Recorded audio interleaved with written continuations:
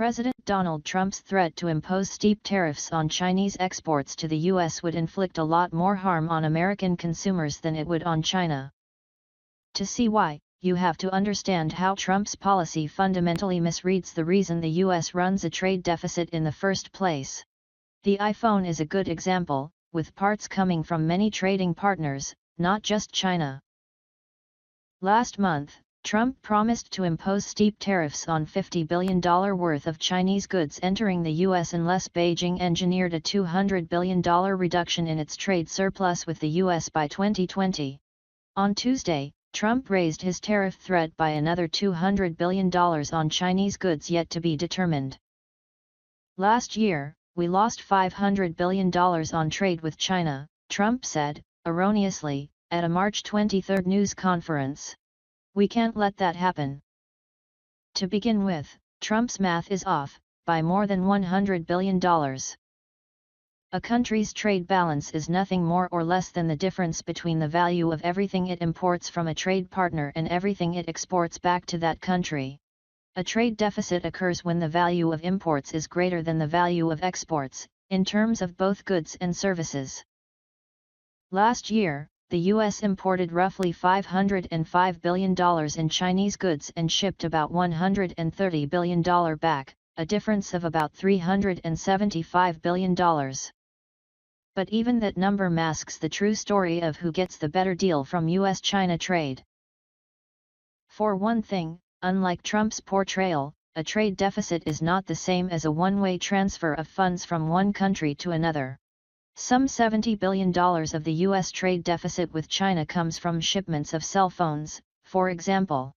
But in return for that $70 billion, American companies and consumers came away with $70 billion worth of cell phones. Those cell phones, in turn, helped raise the productivity of American workers, including those in jobs that earn much higher wages than the Chinese workers who assembled their phones. And that $70 billion is not an accurate measure of the value China added to the cell phones it shipped to the U.S.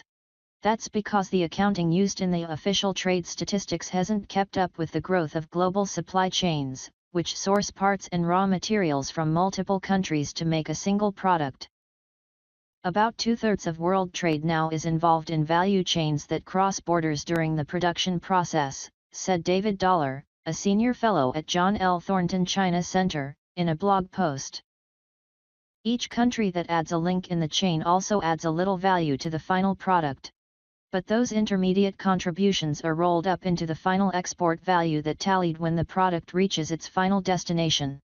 As a result, much of that $70 billion U.S. China cell phone trade deficit really comes from other U.S. trade partners like South Korea, Japan, and Singapore.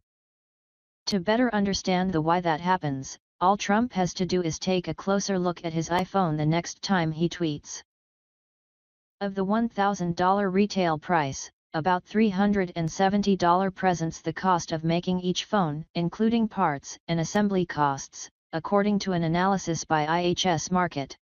The most expensive part, the display, comes from Samsung Electronics in South Korea, and represents about $110 of the final price of the phone.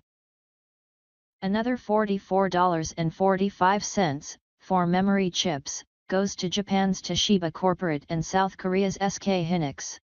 Other suppliers, from Singapore to Switzerland, provide parts and components that are assembled by a contract manufacturer in China.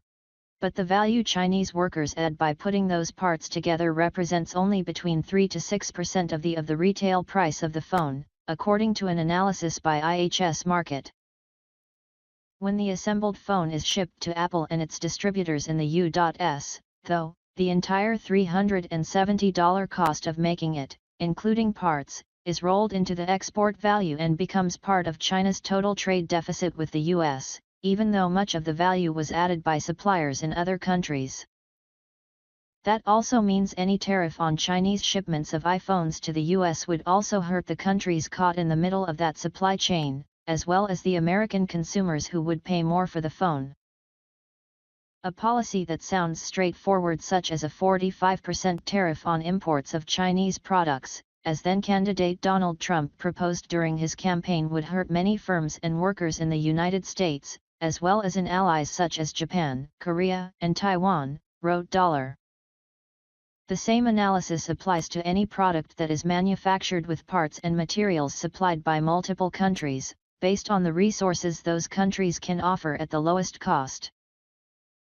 Countries with lower labor costs can compete more effective on labor-intensive phases of manufacturing.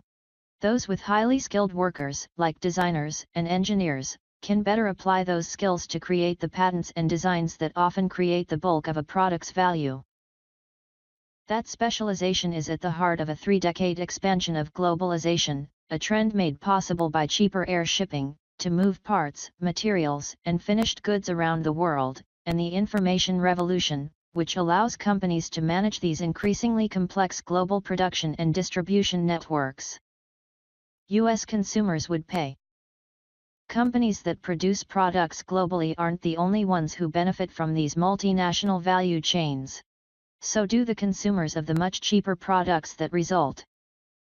Slapping large tariffs on the movement of goods and materials across borders would quickly drive up the prices of goods whose producers rely most heavily on global supply chains. American consumers have enjoyed substantial discounts on these goods over the last 2 decades as the pace of globalization has picked up. With steep tariffs, those discounts would evaporate. Trump's obsession with the trade deficit in goods made in China also conveniently ignores a widening U.S. China trade surplus in services. When a Chinese family travels to Disneyland on an American airline or a Chinese student pays tuition to an American university, that adds to the trade surplus for the U.S. Last year, the U.S. services trade balance with China widened to $36.8 billion. The growth in that trade surplus reflects a broader shift in the U.S. economy away from manufacturing toward in-service industries. And because fewer of those service providers rely on supply chains that cross borders, a greater share of the value they created stays within U.S. borders and benefit American workers.